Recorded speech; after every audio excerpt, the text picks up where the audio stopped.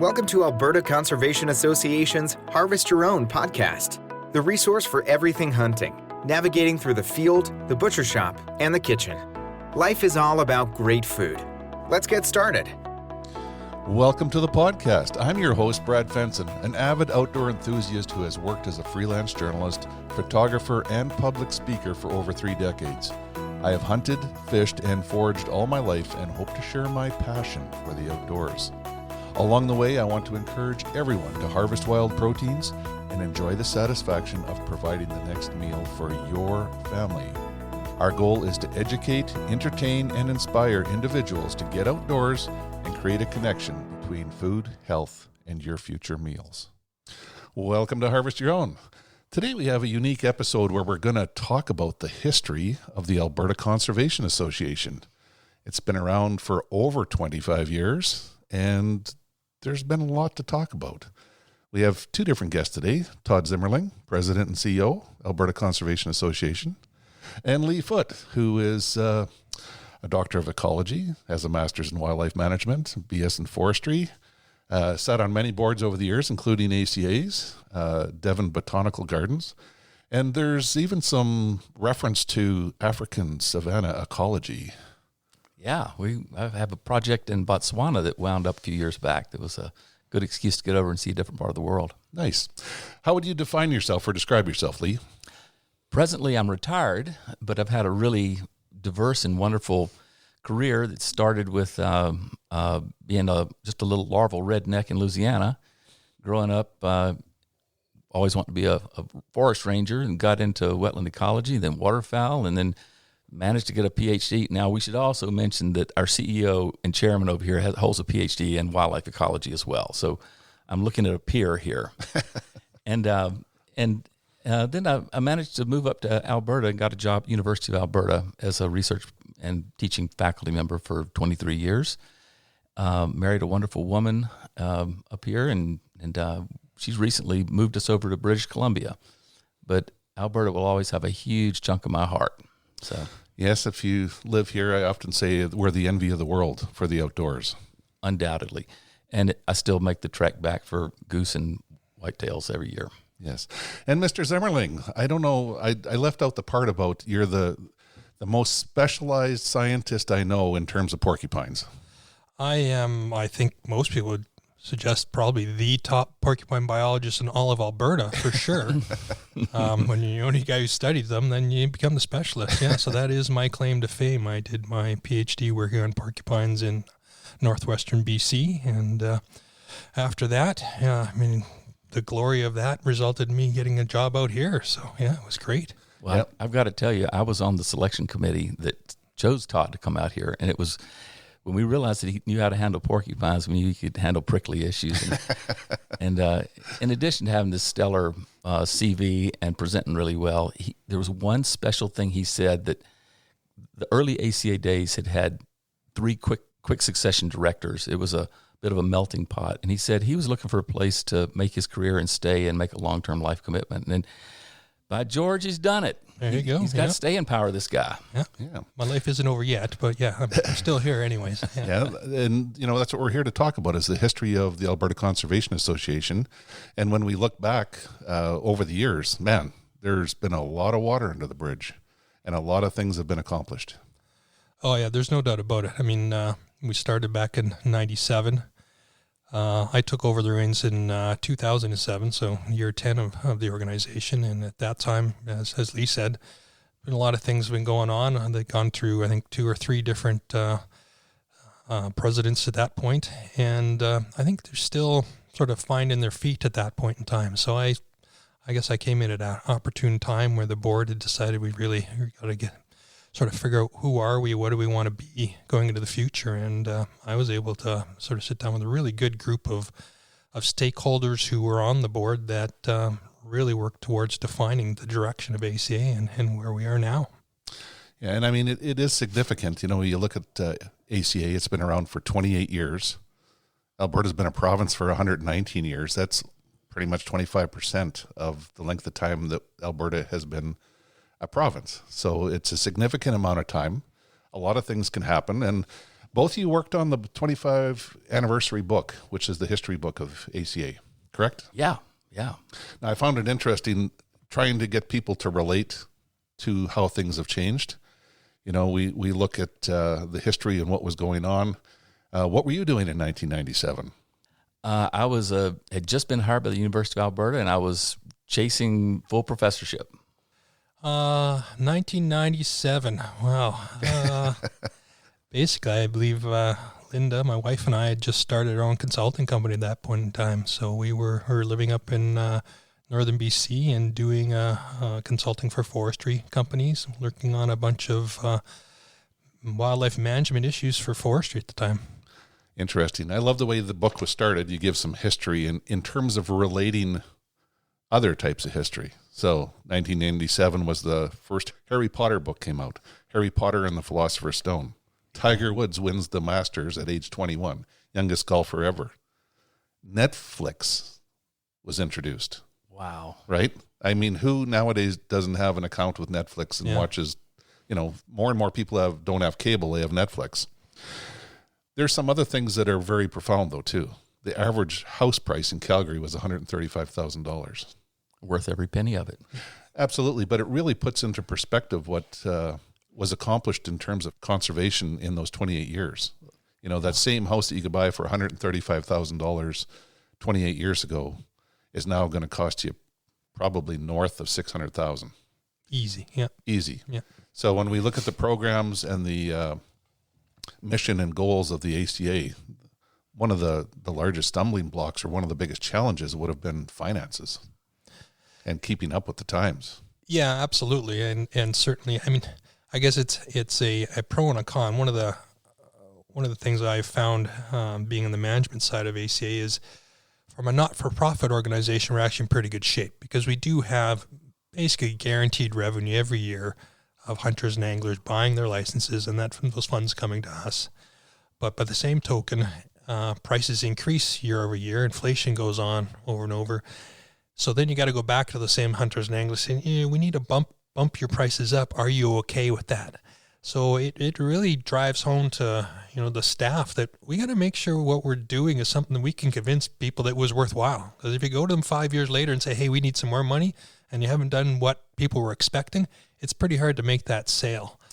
I remember the first time you had to start I'll call it a traveling road show, and hit Alberta and go to the communities and tell people, or you talked to them and said, what would you think about an increase in license fees? What was the response? Oh, it was, I'd say it was all over the place. There were certainly those people that swore up and down that one more dollar on my whitetail license and I'll have to give up hunting because I can't afford one more dollar as they went out to their truck and drove away, those kinds of things. But on the other side, there were a good number of people, and it's why in the end the increases happened. A good number of people saying, you know what, we do respect what has been done. We do think what you're doing is good work. And as long as you continue to do that, then we're willing to do it. And what it did force us to do, though, is say, okay, well, we got to go more than just say we'll do the right thing. Well, let's tell them what we're going to do with the funds. So we actually had to lay out a basic plan of where we're going to go, what we're going to do with these funds. We had to talk at the board level and say, are we okay with saying we're going to put more funds towards this, that, and the other thing so that stakeholders know what it is we're going to do with these funds. And that, I think, is what made the difference, is showing the plan, not just, we need more money. We need more money to do this kind of work because they're being asked to do more of it by you, the stakeholder, in the first place. And that seemed to work quite well. There was, Todd's not tooting us on the horn enough here. There was also a paradigm shift that initially we operated strictly on the dollars from hunting and fishing license levies.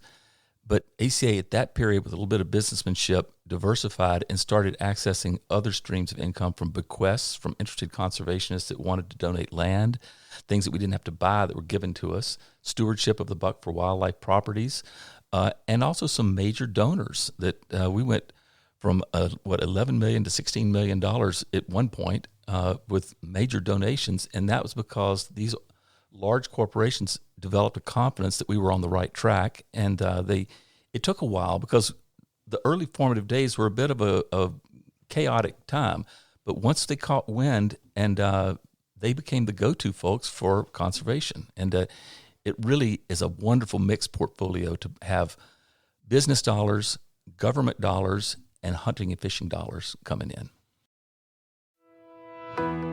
This podcast is produced for Harvest Your Own, a program dedicated to those who want to reconnect with food and health through their experiences outdoors. HarvestYourOwn.ca is a resource for individuals to learn more about hunting and the outdoors. There's information to get you started and ensure that your compass stays pointed in the right direction to be successful. Where's your next meal coming from? The real direction is set by the stakeholder groups and the people sitting around our board table, and that is really, when you talk about the beginning of the whole thing and sort of trying to figure out which direction to go, it's because you've got 10, 11 different stakeholder groups all sitting in the room together. And when ACA first started, that was unique. That wasn't something that was common. We've grown to the point where now other provinces, other states looked at us and, well, that's interesting, all these groups together. But when it started back in 1997, I mean, I wasn't there at the time, and Lee would probably know more of the history of that. But it was individual groups trying to sit in the room and try to figure out how to work together. Right. Well, truthfully, Todd, the early years, the groups didn't have any experience at that, and change is hard, and they weren't working together at first. It was the reason for so much acrimony and tension is they hadn't found their own cooperative spirit yet. They were still, each group was independently working to maximize their benefit, and they might be perfectly responsible and good things, the Western Walleye Council or the Alberta Fish and Game Association. They were trying to get their piece of the pie because they knew they could handle that well and do good stuff with it, and they weren't willing to give credit to the others because they weren't familiar with what they did. So the big debates, and I have to say, in the Klein era and in the Ty Lund era, the culture of Alberta was, I call it swashbuckling. You posture, you threaten, you cajole, you make alliances, you do all these power grabs so you can deliver on your mission. And they were in competition with each other, and it took a slow weaning process away from that mindset to think more about cooperative initiatives. And we got there. And it was this harmonic balance that appeared. And before long, you'd find people arguing for the benefit of another company, another user group. And they got to be friends, and they developed trust, and they started reporting back. Even the academics weren't burned and tarred and feathered, which I was surprised at. I tried my best to alienate them, but they let me in. And then Mark Boyce came along as the ACA chair, and Mark's done remarkable things. And Mark and I butted heads regularly because he's a strong-minded, sometimes prickly fella. Get that, Mark? That's for you. But he has conviction. And so we finally learned how to deal with these disparate personalities and work together and pull together. And it's really this harmonic convergence. It's pretty wonderful and unique in Canada. Absolutely, yes. Collaboration and conservation. I think that was started by ACA. Absolutely, yeah. And, even I just finished writing my letter for this year's annual report, and one of the big things I sort of jumped out at me again is just looking at the number of partnerships on every project we identify in that annual report. At least 75% of our projects are done in partnership with another group or a landowner or a corporate partner or a municipality. And in the end, that's really what's getting it done. I mean, it's easy to say we can get more done together than apart, but putting it into practice is really what I think we've been successful at. And all the member groups, I think, have seen that as well. As Lee said, we've sort of come together to make it work. Let's just talk about some of the things. Wildlife, you got wildlife, fisheries, lands, non-game. You're responsible for promoting angling and hunting. Those are all very big departments in terms of things to deliver. And passionately held by the public. I mean, everybody's an expert. Everybody's got strong opinions. Change is hard, and so you're managing an evolving, changing landscape, political environment, economic environment, and there's a lot of uncertainty there. And trying to keep the stability so people can work together is vital, because that's where confidence in the organization comes from, and where the willingness of landowners to bequeath or to cooperate or to allow surveys on their land. ACA's got this really wonderful benefit that they are not government. They are partnered with government. They are assisted by government, but they can do some things that government can't do. They're nimble. They can move fast. They can make deals happen quickly. They can broker land deals that would take years with government. And I think the government has even come around to appreciate some of the things that we do for them, things that they just couldn't do quickly enough. And you're not parking money, but you can actually bridge fiscal years, which Alberta government is not allowed to do. Yet ACAs can have longitudinal long-term programs that deliver. When I first started, I remember one of the major concerns a lot of our staff had was we were a mile wide and an inch deep. We're doing a wide range of projects because that is, as Lee said, that's what our stakeholders are looking for. Every stakeholder has a different thing that's of interest to them. And I think what we've tried to do is, we haven't really gotten any less wide. We're still a mile wide, but we've tried to at least get a foot deep and getting deeper as we go. And I think, again, because we realize we can only do it if we get these partnerships going. Like if we're going to work on a pheasants project, why don't we involve Pheasants Forever in the project? We don't need to be doing it on our own and being that inch deep. We've got a foot there at least to help us out. And so those kinds of change in philosophy has really helped us on the staffing side, on our planning side, and at the board level as well.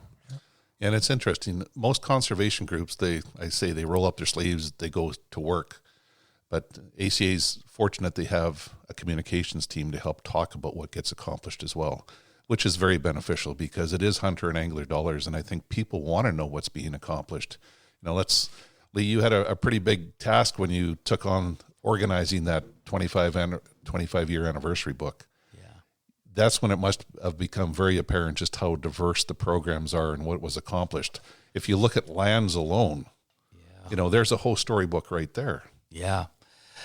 Yeah, the book that, for the listeners, the book that Brad's referring to was a 25-year retrospective that the board got together and said, we need to sort of count coup here and figure out what we've done and get it all in one place at one time because a lot has happened, and said, who's going to write it? And they all kind of looked around and said, well, we don't want ACA to write it. It should be an outside. And I said, well, I'm kind of outside. I'm moving off the board, and I've been here for 19 of the last 23 years, so I've kind of seen all this stuff. Y'all help me remember what happened. I'll be glad to tell it in storybook form. And that's what it is. It's a series of vignettes, and it's mostly the information from other people that came through Lee's voice. Todd wrote a really nice intro. Don Meyer wrote a really nice communications piece. Other people contributed some chapters, but I think it's a little over 100 pages and 17 chapters, told in easy-to-read form. It's very conversational, but I think it's not just shamelessly shilling for ACA because I poked my thumb in the eye a few places. This was a real problem, and we had some wins and losses. We almost got our ice fishing aeration program shut down with we call it, what it was, Ice Gate, and the workaround that made that work. And so it's kind of a fun story. It was a fun story to tell, and I got to talk to a lot of people. It happened over COVID. I was recently retired, and it was just, and now that I was actually compensated a little bit for it, but I would have done it for free, Todd, because it was really fun. Yeah, I mean, one of the key things we really wanted was to make sure we didn't lose all the sort of institutional knowledge. How did we get here? If it's not written down, eventually those of us who have been around for a long time won't be around, and everybody forgets. Yep. And oftentimes, when people forget, they forget the issues we've already dealt with. So we don't need to go back and have those issues again. Those have been dealt with. So let's maybe remember where we came from and how we got to where we are in the first place. So that was a big reason why we wanted to do it. And I think it was important to sort of capture all the people that contributed to it. And like Lee said, it wasn't all necessarily success, but it was, I think it's definitely a story of there were issues, but it was about not giving up, about saying, everybody gets knocked down, but it's how often you get up, not how often you get knocked down, that's important. And those kinds of lessons that have been learned along the way. Yeah, part of that's growing pains too, right? Absolutely. Yeah, you got to sort things out with everyone at the table and decide, how to move forward. And that always takes time. And I think that was apparent with some of the changes in leadership early on. Mm-hmm. People tried hard to steer the ship, but it's a tough ship to steer with the different currents and winds and everything else that are blowing. That's very well said, Brad. And that's exactly what happened. It was a seasoning period. It's like the weeds that come up the first time you break ground for a garden. And credit goes to Kelly Simple for enduring a whole lot of change and introducing a lot of things, and Steve Hull for his organizational aspects of being an accountant by trade and knowing this organization. He set some institutions in place, the big book of policy that's been carried on and built out, and getting the MOUs together. But really, change is hard, and And the hunting and angling community, I think it's safe to say, is inherently a conservative or a change-resistant group. They move slowly. It's like, maybe not like the Catholic Church, but it is a slow-to-change group because they've held tight to a deep, long, much-loved tradition. And so bringing new and novel ideas, they have to be introduced slowly, proof-tested, the benefits shown, and then once people set their teeth in it and buy into it, they are strong advocates for it. And now the momentum has started with ACA, and they've got, even government ACA tensions existed early on because so many people came from government to populate the early ACA. We were, at that time, early days, located in the government buildings in the various regions, and there was this sometimes friendly, sometimes not so friendly competition going on for resources, for credit, for employment, for salaries, for flexibility.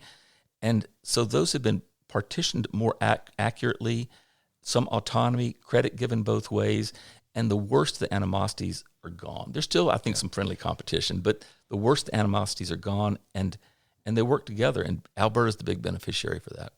Absolutely, and I think we see it in the accomplishments. If we talk about the accomplishments of ACA in 28 years, it's huge. Yep. We could do a complete podcast on any one of the programs. Like I mentioned, the lands program. There's now, if you pick up a Discover Guide, 800 conservation sites in Alberta. Yeah, ACA is on title for over 54,000 acres of land. Wow. Most of that is in partnership with other groups, but yeah, so that's privately held conservation lands. Yeah, when we talk about a house in Calgary being $135,000 28 years ago, and the same one being 600 or more thousand now, the same goes with land. So when you talk about 54,000 acres, all I see is huge dollar signs, and it's like, that didn't happen by itself.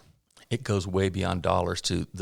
The lands group at ACA is really careful how they locate lands. It's not willy-nilly. It's not just what's cheap or what's available. They're strategic in that they want people to use these things. I say it all the time, but conservation is a use concept. And the idea is not preserving. It's not putting it out there just to hold it inviolate like it was in 1890. This is something that we want a dynamic, living, useful organization. People can berry pick. They can hunt. They can fish. They can hike, mountain bike in some of the areas, but we want them to use it. So these are located largely in accessible areas. There are some big holdings in remote areas too, but it's a really nice mix that makes it publicly accessible. Because without being used, the land doesn't have nearly the value to conservation. We're training people to love nature, and that is the long-term future and protection of our environment, really. Yeah, I think it's an important message. It's not just land. This is rich and diverse habitat.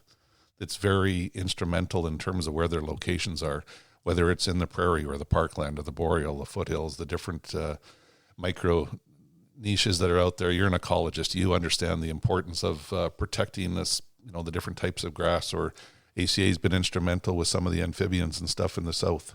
Those are all things that we benefit from that we often overlook. Like it's easy to overlook an amphibian on the prairie that needs help. It's not just hooks and bullets. These guys are working on piping plovers. They're working on amphibians. They're working on burrowing owls. The habitat needed to maintain sage grouse and sharptails, fragmented habitats. And one of my very favorite concepts that came to me while I was at ACA is a conservation biology concept of critical habitats. These islands in a sea of farmland punch well above their weight because that's where the moose is going to find thermal shelter. He might be foraging out in the crop fields during the night, but he's going to find thermal shelter there. That's where the birds are going to nest. That's where seeds for windrow habitat for gallinaceous birds is going to disseminate from. Really can increase the value of an entire section of land by having just a small woodlot on it. Yeah, it's interesting too. There's some programs that the average sportsman probably doesn't know about. What is Multisar? Yeah, Multisar is probably one of our most successful unknown programs going. It's very, very well known in the ranching community. We work, I think last time I looked at, we have close to 800 to 1 million acres of land that is now enrolled in Multisar. And basically it's sitting down and working with the ranchers, a lot of it down in southern Alberta, and looking at what types of activities, what type of conservation activities can we put onto those lands that will help species at risk, help habitat, but also ensure that it's benefiting the ranching community itself. So it isn't a matter of going to a rancher and saying, hey, this is what you're doing wrong because, this species at risk is endangered because of you. It's a matter of this is what is on your land because of the work you've done, because of the conservation you've done throughout the years. How about if we try these few other things that might help you, let's say for an off-site watering system? We'll pull your cattle away from the creek banks, we'll give you clean water, and that in turn will enhance the riparian area that's running through this southern Alberta area, which will automatically increase the habitat value to a wide range of species. And although it's specific towards looking at species at risk, anybody who knows those habitats knows as soon as you set the habitat aside for species at risk, you're setting aside for mule deer, for pronghorn, for a wide range of other species that the hunters might be very interested in as well. So it's a great program that really hits on a lot of different boxes, checks a lot of boxes. Absolutely. Like I said, you're so diverse with all the different programs. Let's talk a little bit about your wildlife programs. It sort of fits in with Multisar. You probably have some staff that overlap. But what are the accomplishments there? We've talked recently about new turkey introductions, but the wildlife branch or the wildlife department of ACA does much more than that.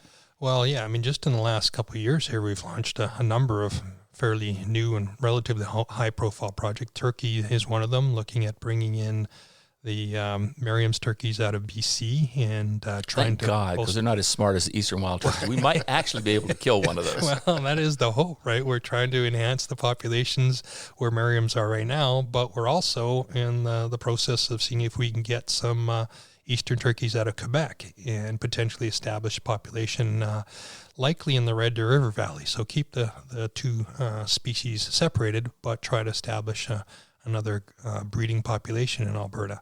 So that one's pretty high profile. A lot of people interested. I think, 20-some thousand people applied on turkey tags last year, I believe. So there's just a wee bit of interest in them. That's just a wee bit. We've got, I think, arguably North America's #1 pronghorn expert working for us down in southern Alberta, our Lethbridge office, and Paul Jones. He's published all kinds of papers. He's looked to throughout North America for his advice on how to manage pronghorn. And we've started a project he's leading with another one of our biologists who is actually now doing her master's degree on it, putting a bunch of transmitters on pronghorn in Alberta and Saskatchewan, getting a sense of where are they migrating, where are they moving, because there's a lot of development occurring down in southern Alberta right now. They're looking at tweening the highway down there. We've got all kinds of solar panel farms that are going up. We've got all kinds of wind projects that are going. So getting an idea of where are these animals depending upon for migrating back and forth to avoid winter issues, and how will these projects potentially impact that is pretty critical to their future management. You're looking at that. We're working on a mule deer collaring project with the Alberta Professional Outfitters Society and the government of Alberta. So right now we've got over 100 collars out for this past winter. We're looking at doubling that this coming winter. So, and again, just trying to improve information about habitat use, survival rates. There's a number of people very concerned about the number of mule deer on the landscape right now. We know that CWD might be having an impact, but we don't know what else is having an impact. And a lot of people are very concerned about the coyote predation. From the trapping point of view, the value of a coyote is dropped to almost nothing. So there's fewer people harvesting coyotes. As a result, there's more coyotes on the landscape. As a result, there's more predation on mule deer. So it all sort of adds in. So we're trying to work on projects like that. We're working on upland game birds. We're, just like you say, it's all over the place. It's very diverse. It is, absolutely. I think it's important for, the people that are buying hunting and angling licenses to know that those dollars are hard at work for you and for the future of our wildlife. Not only the lands program to secure habitats and open up access to people, which is just a byproduct, a benefit, really. We talked about that, those islands that are out there. Some of them are more than islands. But it's very beneficial. Where have you seen the wildlife and lands programs go since you started, Lee?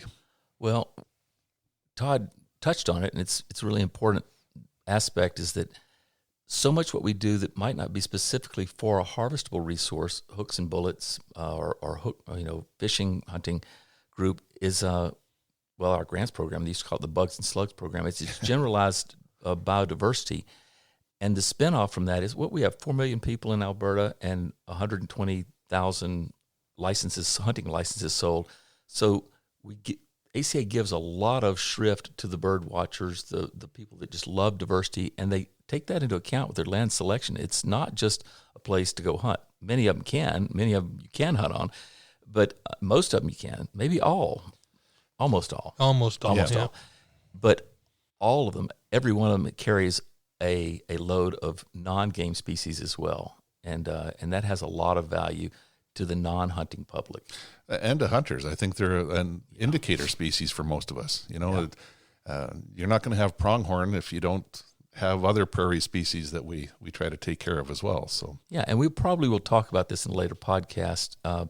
But to the hunter that goes out to a cornfield, a one species monoculture to kill one species of exotic bird pheasant can have a wonderful time. But the contrast of the experience taken home of walking in a native grassland and flushing meadowlarks and bobolinks and the occasional sharptail and seeing pronghorn course across the prairie and watching ferruginous hawks hunting small mammals is a very different and very valuable experience as well.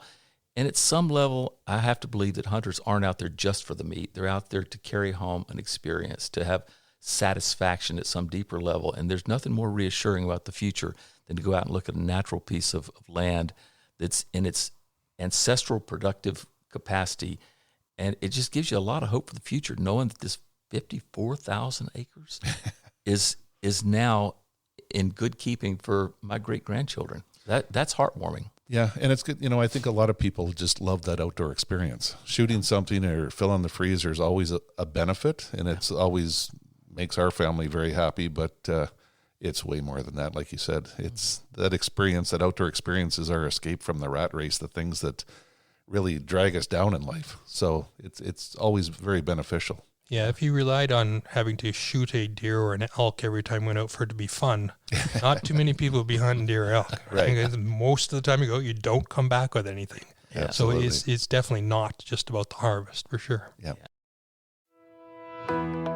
This podcast was made possible by Alberta Conservation Association and the Harvest Your Own community. If you're interested in harvesting your own food, there's a comprehensive collection of information. To gain insight and knowledge, head to the field, harvest your own protein, prepare it, and taste the results. HarvestYourOwn.ca is a library of information from getting started and geared up to processing, butchering, and cooking wild game to make the connection between health and food. Now, a big segment of our community is the anglers. Is the fisheries more high profile? Do more people know what's going on there with the stocking programs and everything else? I would say, yeah, to some extent I think it is, and maybe it's because we've had, I guess, historically more concerns around our fisheries. I think it's easy to say that on the, let's say, the big game side, we're pretty blessed. There's not too many cases where we can't find enough big game animals to be able to harvest and take home and fill their freezer. Whereas on the fishery side, people definitely have had those concerns. We've had some fairly restrictive fishing regulations in the past, and so I think fishing is certainly a little bit higher on the scale of controversial when we're talking about what's going to go on from the management side. So we've really been working very hard with government bios and with stakeholder groups to see, what can we do to try and enhance fishing opportunities, fishing education, what are the issues, what are the concerns, what can a stakeholder do to improve things. So, we've got everything from the Kids Can Catch events, which have been hugely popular, and, basically they're an opportunity for people to come out to their local pond and, have everything supplied to them. If they haven't fished for a while or have never fished before, they can come out and they'll be given a fishing rod and the bait and a little bit of instruction and some encouragement and, help to try and catch their first fish. We just did an event here, I guess it would have been a week ago now, at Fort Saskatchewan for the Kids Can Catch event there, and hugely popular again. Like there's just, it's quite clear to me that this is something that if we could do it every weekend of the year, we would be full every single weekend. People just love to do it. And the number of parents that come to us and say, I used to do this with my dad or my grandpa, and And I'm glad I came down to do this with my kids. I got to get back in it. I got to get my kids out fishing because this is an important thing. And again, it's not necessarily the catching. It's just that experience of being out there. It's what actually makes it important. Exactly. Is being with friends and family and outdoors and enjoying what we have, what we're blessed with in Alberta. Absolutely. And just messing around with water. You put kids in a lake shore together, they might forget about fishing, but if they're catching leeches or finding a dragonfly larvae or seeing a salamander in a gopher hole nearby, or somebody's going to fall in or lose a boot, there's nonstop entertainment. And that puts us into the zone of what we call flow experiences, where they don't know where the time's gone. They're sunburned and tired at the end of the day. They're delightfully happy. If they're not crying, they're sleeping in the back of the car. And they carry those memories away. I mean, I jokingly call it the gateway drug into making a long-term conservationist, because these kids develop a passion and appreciation and a almost maniacal desire. Mom, Dad, can we go back out fishing again? Or can I take my cane pole, go fish in the ditch? There may be no fish there, but they'll fish and have a blast. And it's just really, really a healthy activity for them to do. And they're sponges. They're our future for conservation. Yeah. Todd, our girls, they've been in the driveway when people are here talking and looking, and birds fly over. They don't say it's a bird. They look up and say, oh, look, there's a flock of sandhill cranes, or, oh, there's speckle bellies here. And, they are aware and they know the difference. Yeah, they're better identifying most birds than most of our junior bios when they come out of school. So, yeah, they're well on their way. There's no doubt about it. Absolutely. And things never do stop. There's always progress to be made. You got some new fisheries projects underway.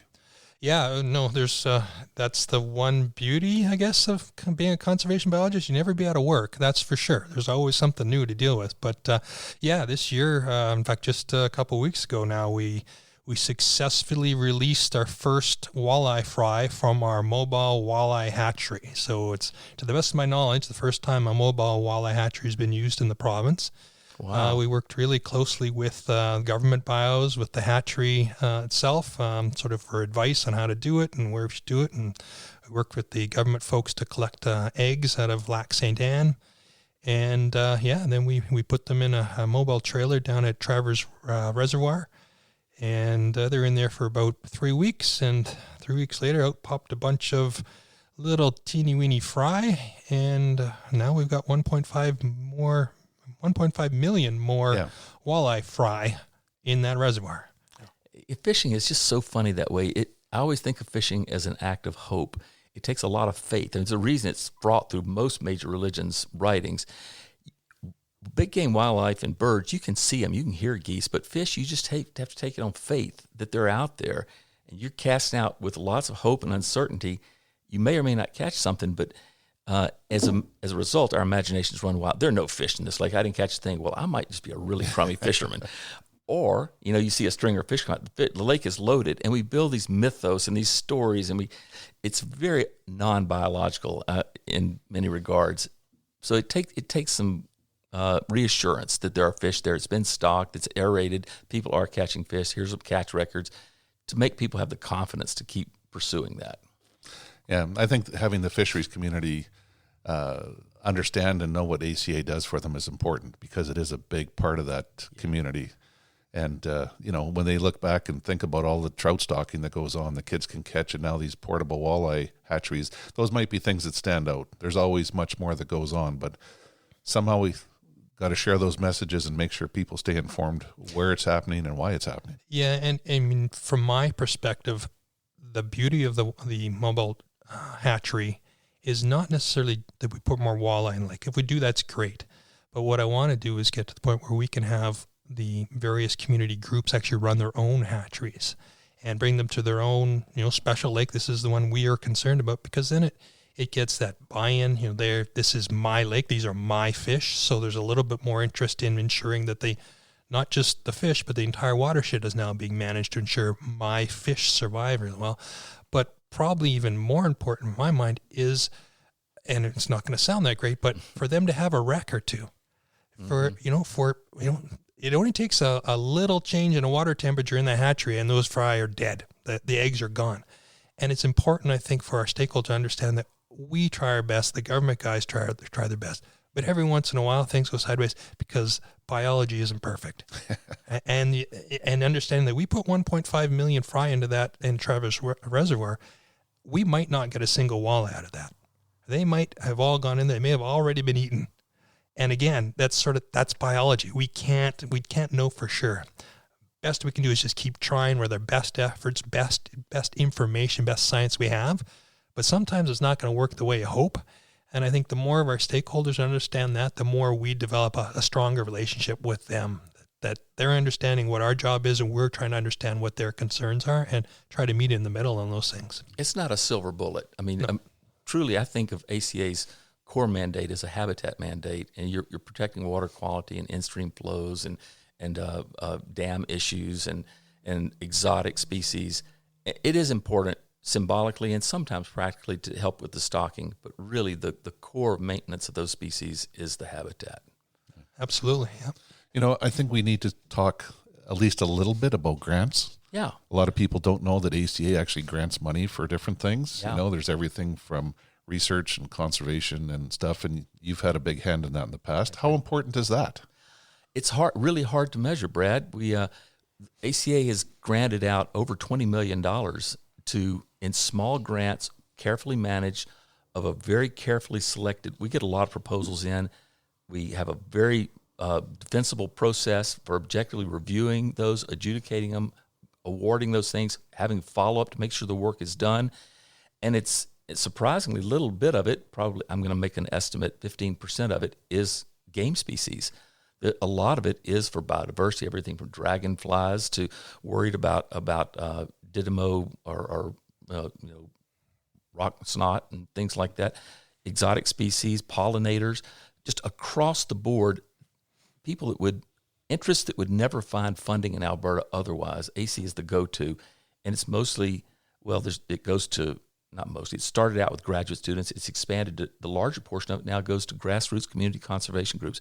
Many of the Alberta Fish and Game small mom and pop groups get funded on the $2,000 to $15,000 grants. It's a remarkable program. We estimated that it was about $1 to $7 match, that the grant we give is matched by other folks from donors, from scholarships, from landowner cooperation, 1 to 7. That's a huge return for your benefit. It's seed funding, really. But over the years, $20 million scattered. It's not always been totally accepted. It's been challenged many times at the board level and questioned and audited, and it's come out winning every time so far. So I think it's something ACA can be really proud of. And also, it gives confidence to the public that this is not just a good old boys hunting and fishing club. This is a broad reach into quality of life, quality of experience, and what Alberta is really famous for is this high-quality environment. Absolutely. We'd be remiss if we didn't talk about Harvest Your Own. That's the other segment of ACA where why would you be responsible for creating hunters and anglers or want that? Well, I think people could probably argue we're not responsible for it, but I think it's just good management, to be completely honest. If you really think about where our funding's coming from right now, about 65-70% of our funding comes from hunting and fishing dollars. So from a purely selfish point of view, we want to make sure people are out there hunting and fishing. So if you take a look at it from that point of view, well, we need to have something like Harvest Your Own. We need to make sure we're getting those people who have interest, maybe not necessarily into hunting yet, but have some interest, and doing everything we can to convince them that, yeah, you know what, I might want to actually take up hunting and come in. Or at the very least, we want them to be okay with hunting. When push comes to shove, we are a small percentage of the population. So we have to make sure the rest of the population is actually okay with the activity we're undertaking as hunters. Yeah, just understanding. Yeah. Yeah. Apart from that, I mean, take away the selfish side of it of just making sure my salary can still be paid. It's important for conservation. Anybody who knows hunters and anglers know that conservation is key to most of those people's psyche. And there's all kinds of evidence to show that this is where a huge amount of the conservation activity occurs across North America, from hunting and fishing groups, and certainly in Alberta, all kinds of evidence of all the work that's being done because of hunters and anglers out there. So from a conservation point of view, again, if we don't have people continuing to be interested in and taking up the mantle of hunting into the future, we're going to have a lot less conservation occurring. Absolutely. I think Harvest Your Own plays lots of different roles in terms of educating and informing people and the public. But when you look at the number of hits some of the articles and stuff have got, like, how do I get started in hunting? And there's tens of thousands of people have signed into that, or even the podcasts, sharing information like this, or talking about the changing demographics of hunters or how they got started. There's a lot of stories out there that are very important to understand our future. Yeah, and there's a lot of joy to be had. I mean, we look for positive stories. I mean, your listeners might not realize this nice mellifluous voice of Brad Fenson leading us on. He's also like a torture guy. Right now, I'm smelling smoked, I think it's sandhill crane that he's cooking as an epicure, and he's torturing us. I'm drooling it through this podcast because we're going to have a heck of a good meal after this of something that Brad's cooked. And so never discount the pleasure, the joy, the bragging rights, the stories, the exotica of wild game prepared in a delicious way. It's a really nice addition to a life. Everybody's a foodie these days, right? And you can be the foodie of all foodies when you bring a moose tenderloin or a walleye crisp or something like that to the table. It's the ultimate bonus to fulfill our passions. Yeah. It's cause for a retrospective. To raise a glass of wine and toast this animal is the ultimate gratitude and appreciation. It sort of completes the circle. And it's really nutritious. It's really good for you. It takes a little pressure off the food supply chain. It gives justification for that sunlight to greenery to red meat to dinner table to fuel our bodies with organic free-range meat, humanely taken and responsibly handled. Yeah, I think it's tipped a glass of wine towards ACA in general too. You look at the story of how it got started and, bringing all the groups together and turning them into cohesive conservation community to move forward. The ending question is, what's our future look like? And I think we've already answered that. We're on the path to have something that could change the North American model to the way things are done. People are looking at ACA. Already I've seen some of the grant programs in Manitoba and in Saskatchewan. They've modeled exactly. They don't have the same funding level, but they've borrowed our templates to build their grant programs. In BC, a private organization has used the ACA reviewing schedule to have their small grants program. I actually sit on one of the boards over there that adjudicates those, and it's a trendsetter and a leader, national leader, and it's really nice to have been part of something like that. I was just going to say, I'm hoping that people, through what ACA is doing, are realizing that conservation is not a very narrow thing. And a lot of people, they hear the word conservation and they're thinking of, got to find a specific animal that we have to conserve that animal. And here's the specific things we're going to do for that animal. And it's much, much more than that. It's the educational part, like we talked about. It's the getting the new hunters and anglers involved at the young age. It's the, we have a large communications program, as you mentioned. And, that's a huge part of it, which the average conservation biologist does not think about. Like, you can do all the work in the world to save whatever species you want, but if you can't tell the story, you're not going to be successful. You're not going to get the funding. You're not going to get the support you need. So I'm hoping the broad things that ACA does, that people start to realize now conservation is much bigger than what I would say is the traditional idea of you've got to be going out and saving that one particular animal. It's much, much bigger. And it starts, much further outside of just that species and what you think. It starts, can we get it into the education system, yes. Right? Like there's thinking broader and longer term, I think, is what we have to do more of. And that's certainly part of what we're trying to do at ACA. It's a mindset. It's also, it's activating your heart to really be behind these things. And the things that bring gratitude, appreciation, awareness, being in the moment, a calmness, hopefulness, nutrition, health, shared activities. Those are the kind of things that we really long for today. And ACA's, I know it's not written anywhere in the mission, but it just certainly provides that sort of community of hopefulness for our environment. Absolutely, yep. Well, I do think the future's bright. Our world is changing drastically. Since 97 till today, our population's doubled.